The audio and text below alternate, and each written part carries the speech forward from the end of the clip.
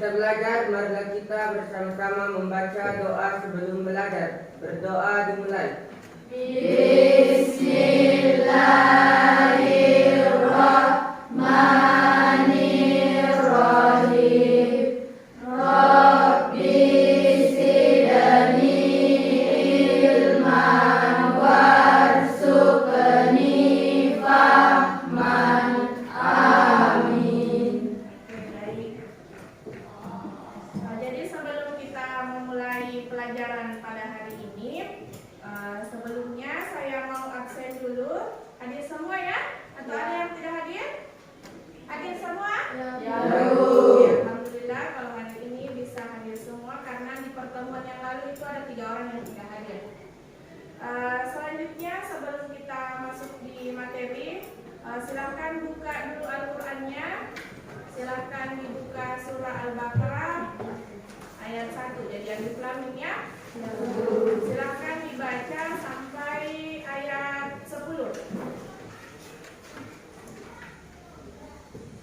Oke, silakan. Kita bersama-sama literasi Al-Qur'an sebelum kita memulai pelajaran. A'udzu billahi minasy syaithanir rajim. Bismillahirrahmanirrahim. Alif lam mim. Zalikal kitabu la raiba fihi hudan lil muttaqin. Alladzina yu'minuna bil ghaibi wa yuqimunas sholata wa mimma razaqnahum yunfiqun. Walladzina yu'minuna bima unzila ilaika wa ma unzila min qablik wa lil akhirati hum yuqinun. Ulaika ala hudan min rabbihim wa ulaika humul muflihun. Innal ladzina kafaru sawa'un alaihim a'anzartahum am lam tunzirhum la yu'minun. Khatamallahu ala qulubihim wa ala sam'ihim wa ala absarihim ghishawatu wa lahum azabun azim. Sadaqallahul azim. Oke, baik. Jadi hari ini kita lanjutkan ke pertemuan kedua ya. Yang lalu sudah kita bahas tentang organ-organ sistem pernapasan. Oke, siapa yang masih ingat apa-apa saja organ pernapasan? Yang pertama adalah hidung. Yang kedua paru. Ada yang namanya lari. Apa lagi? Trachea. Oke, bagus. Jadi masih diingat ya, siapa yang masih ingat apa fungsinya hidung sebagai penghisap udara. Jadi yang pertama, alat atau organ pertama pada sistem pernapasan pada manusia itu yang pertama adalah hidung. Nah, sekarang kita akan masuk di mekanisme pernapasan. Jadi bagaimana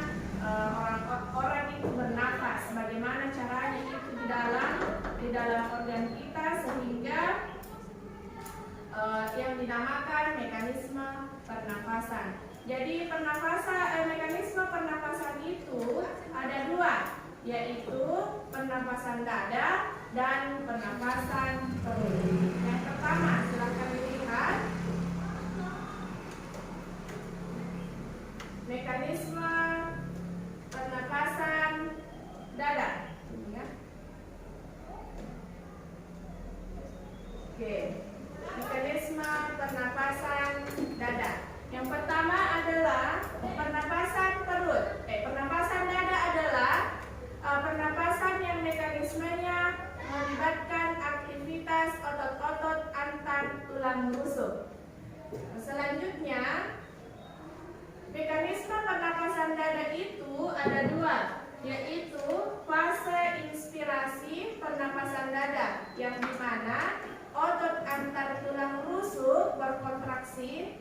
Selanjutnya, tulang rusuk terangkat. Selanjutnya masuk ke paru-paru mengembang sehingga tekanan udara dalam paru-paru menjadi lebih kecil dibandingkan tekanan udara luar, sehingga udara masuk ke dalam paru-paru. Selanjutnya, fase ekspirasi. Jadi pernapasan dada dan pernapasan perut itu ada fase inspirasinya dan ada fase ekspirasinya. Selanjutnya, fase ekspirasi adalah atau bagaimana caranya udara keluar itu. Ini caranya, yaitu otot antar tulang rusuk relaksasi menyebabkan tulang rusuk menurun, menyebabkan paru-paru menyusut. Tekanan udara dalam paru-paru lebih besar dibandingkan dengan tekanan udara luar, sehingga udara keluar dari paru-paru. Jadi kalau inspirasi itu adalah bagaimana caranya udara masuk ke dalam paru-paru. Kalau fase ekspirasi berarti bagaimana caranya oksigen atau udara keluar dari paru. Nah, sekarang kita melihat secara langsung bagaimana itu caranya mekanisme pernafasan dada dan pernafasan perut.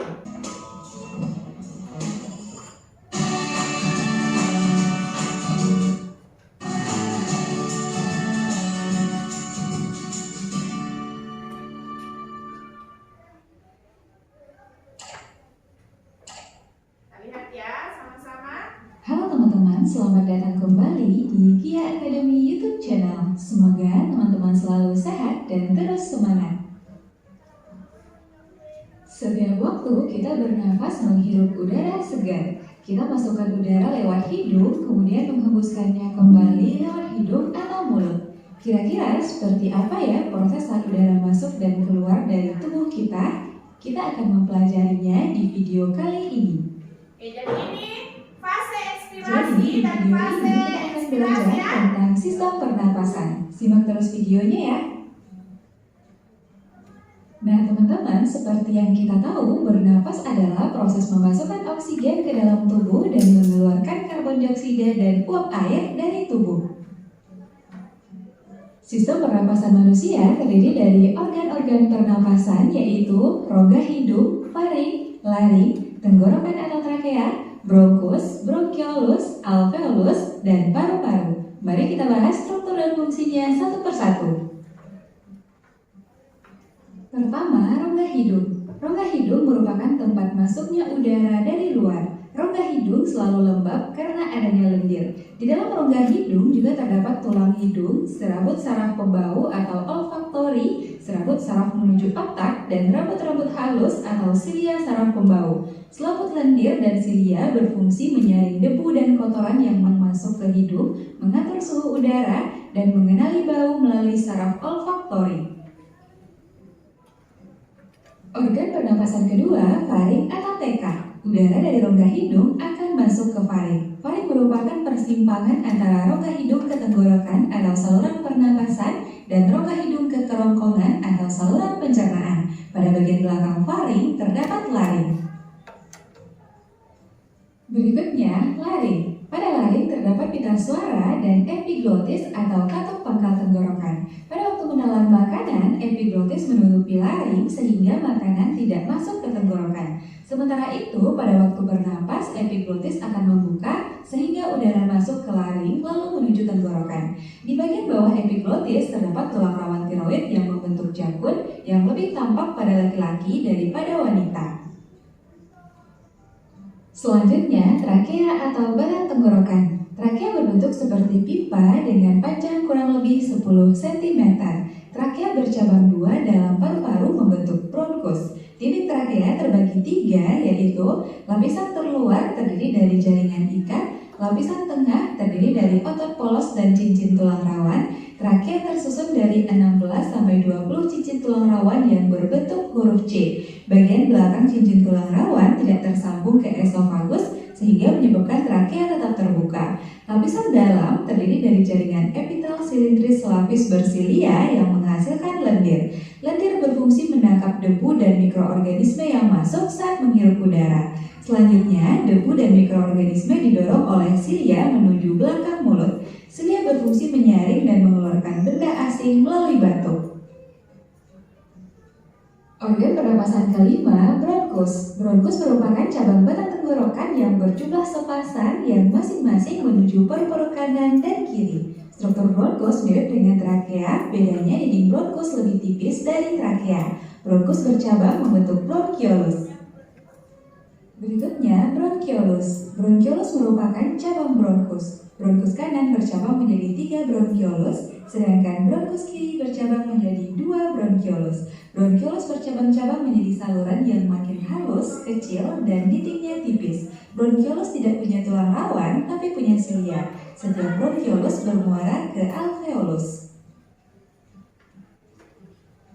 Organ selanjutnya, alveolus. Alveolus merupakan saluran akhir pernapasan. Dinding alveolus banyak mengandung kapiler darah. Pada alveolus terjadi pertukaran oksigen dengan karbon dioksida dari sel darah ke udara. Struktur alveolus yang mendukung pertukaran gas yaitu dinding yang sangat tipis sehingga gas-gas dapat berdifusi dengan mudah melewati membran alveolus. Alveolus merupakan tong-kantong kecil mirip anggur atau alveoli yang jumlahnya sangat banyak karena fungsinya memperluas permukaan untuk pertukaran gas.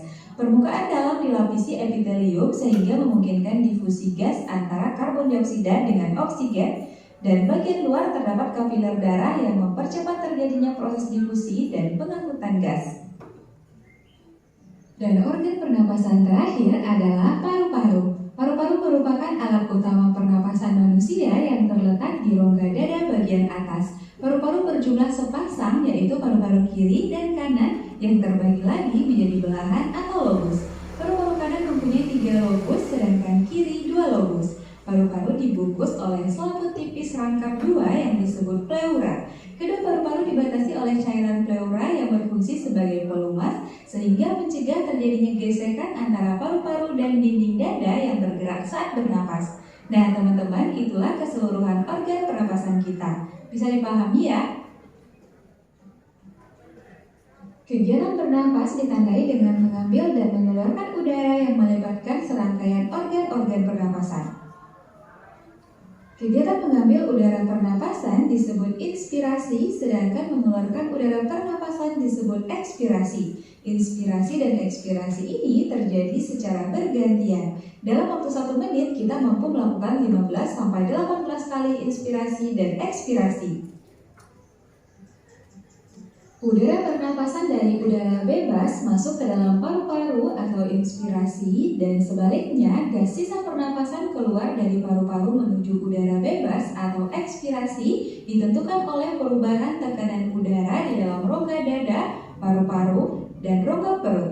Perubahan tekanan ini terjadi karena adanya perubahan volume di setiap rongga yang diatur oleh otot pernapasan. Otot-otot pernapasan meliputi otot antar tulang rusuk, otot diafragma, dan otot dinding perut. Berdasarkan otot yang berperan aktif ini, pernapasan manusia dibedakan menjadi 2, yaitu pernapasan dada dan pernapasan perut.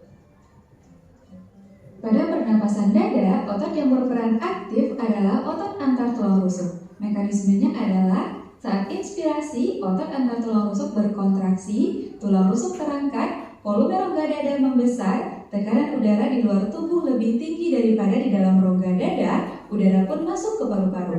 Saat ekspirasi sebaliknya, otot antar tulang rusuk relaksasi, tulang rusuk turun, volume rongga dada mengecil, tekanan udara dalam rongga dada lebih besar daripada di luar tubuh, udara keluar dari paru-paru. Pada pernapasan perut, otot yang berperan aktif adalah otot diafragma. Mekanismenya sebagai berikut. Saat inspirasi, otot diafragma berkontraksi, diafragma mendatar, volume rongga dada membesar, tekanan udara dalam rongga dada mengecil, udara masuk ke paru-paru. Saat ekspirasi sebaliknya, otot diafragma relaksasi, diafragma mencekung, volume rongga dada mengecil, tekanan udara dalam rongga dada meningkat, udara keluar dari paru-paru. Sekarang teman-teman bisa membedakannya ya.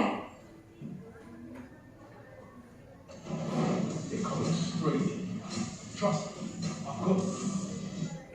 I'll feel it.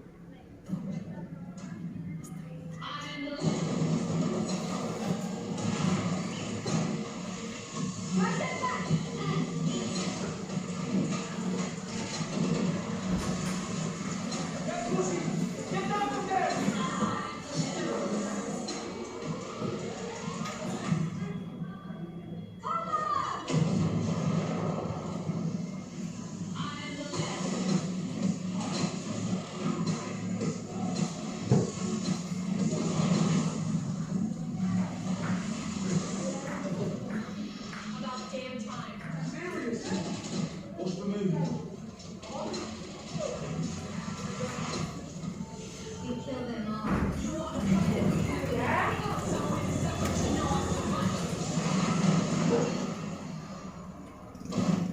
Pada pernapasan berlangsung proses pertukaran gas melalui dua tahapan, yaitu pernapasan luar atau eksternal dan pernapasan dalam atau internal. Pada pernapasan eksternal, karbon dioksida akan meninggalkan darah dan oksigen akan masuk ke dalam darah secara difusi. Sebaliknya, pada pernapasan internal, karbon dioksida masuk ke dalam darah dan oksigen akan berdifusi ke jaringan tubuh.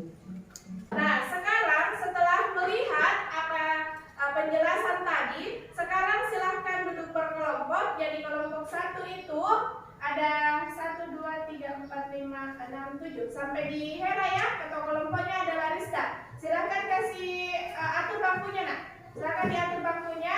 Silahkan duduk secara berkelompok. Selanjutnya, oke silahkan. Selanjutnya kelompok 2 ada Aan, Naila, Jasa, Putri, Nurul, 1, 2, 3, 4, 5, 6 dengan Nisa. Oke, silakan.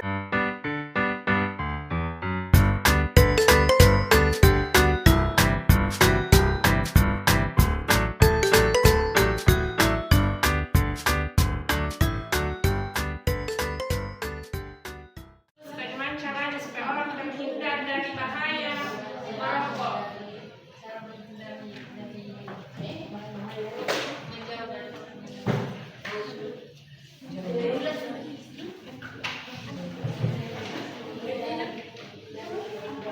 Oke, silakan berdiskusi untuk mencari jawabannya. Tak apa ikut kalau yang dibutuhkan adalah mencari jawabannya. Apa?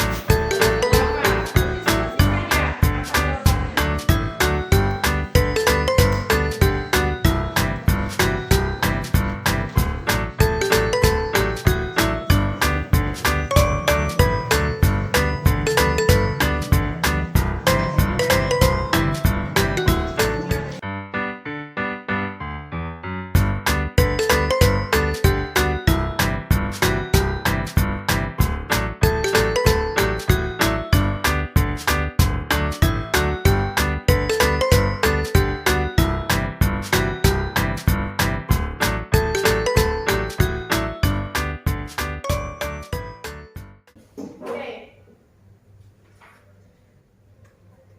Assalamualaikum warahmatullahi wabarakatuh. Waalaikumsalam warahmatullahi wabarakatuh. Saya akan membacakan hasil diskusi dari kelompok 2. 1. Jelaskan kandungan yang ada di dalam rokok. Kandungan yang ada di dalam rokok bersifat berbahaya dan merusak seperti A. Karbon monoksida yang menyebabkan atau mengakibatkan fungsi otot dan jantung menurun. B. Nikotin yang memiliki efek candu, menyenangkan dan menenangkan bagi perokok. 2. Bagaimana cara kita agar terhindar dari bahaya rokok? Cara kita agar terhindar dari bahaya rokok: A. Hindari berkumpul dengan teman-teman yang sedang merokok. B. Berbanyak mencari informasi tentang bahaya rokok. 3. Apakah perbedaan bernafas lewat mulut dan bernafas lewat hidung? Jelaskan. Perbedaan bernafas lewat hidung dan mulut. Bernafas lewat hidung, udara akan masuk melalui lubang hidung dan kemudian langsung disaring oleh bulu hidung. Sedangkan bernafas lewat mulut, udara yang dihirup lewat mulut langsung mengalir ke saluran nafas tanpa disaring dan dilembabkan terlebih dahulu. Oke, jadi itu tambahan jawaban dari kelompok 2 ya. Ada yang mau bertanya? Ya. Oke, silakan yang mau bertanya. Silakan berdiri yang mau bertanya. Jadi baik, terima kasih atas kesempatannya. Jadi di sini saya mau bertanya kepada kelompok 2, bahaya merokok pada remaja. Terima kasih. Oke, coba dijawab kelompok 2A jawab. Silakan berdiri. Oke, silakan berdiri. Dan silakan dijawab. Di sini saya akan menjawab jawaban dari kelompok pertanyaan dari kelompok 1. Oke. Bahaya merokok bagi remaja. Efek merokok pada anak dan remaja menyebabkan masalah serius dan perilaku, termasuk gangguan perilaku dan infeksi telinga tengah. Oke, jadi itu ya jawaban dari kelompok 2. Apa bahayanya kalau masih remaja dan orang sudah merokok? Jadi salah satunya itu tadi yang saya dengarkan, bahwa kalau orang masih remaja dan sudah merokok itu bisa saja terkena asma ya. Oke, jadi itu. Jadi jangan, kalau ada adik masih remaja, masih usia SMP, apalagi masih SD, karena sekarang itu pergaulan, masih SD saja itu sudah merokok ya. Tolong diingatkan bahwa ternyata merokok itu sangat berbahaya. Bisa saja bahayanya, bisa saja terkena asma, bisa saja terkena itu tadi, kalau sudah terlalu lama itu bisa saja kanker paru-paru ya. Itu bagaimana? Yang bertanya sudah puas dengan jawaban kelompok 2? Oke. Sudah semua? Oke. Nah, tulisin semua namanya toh? Iya. Oke.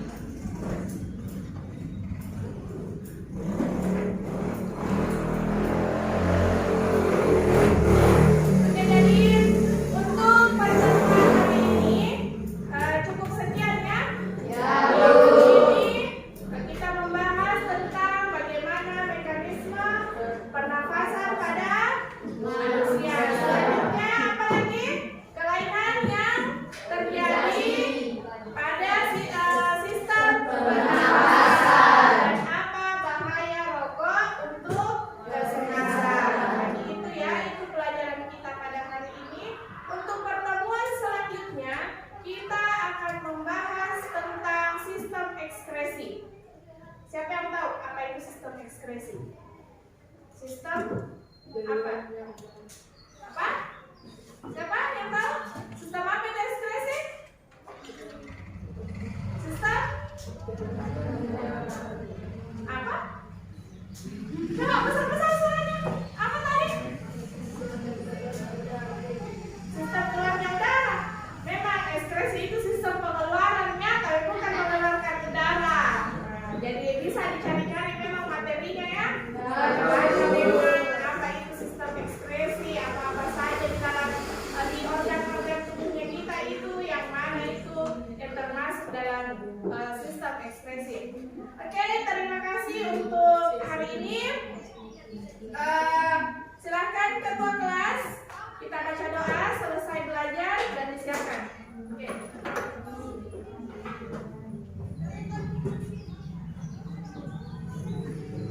Setelah kita belajar, maka kita bersama-sama membaca doa sesudah belajar. Berdoa dimulai.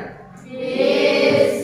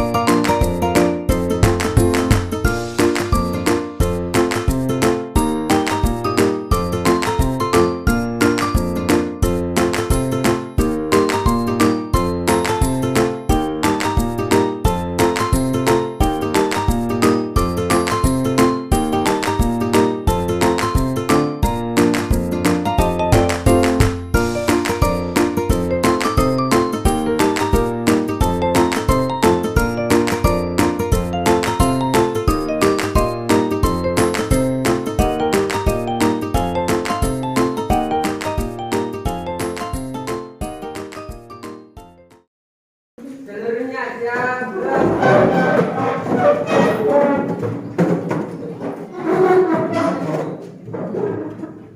Kepada Ibu Guru beri salam.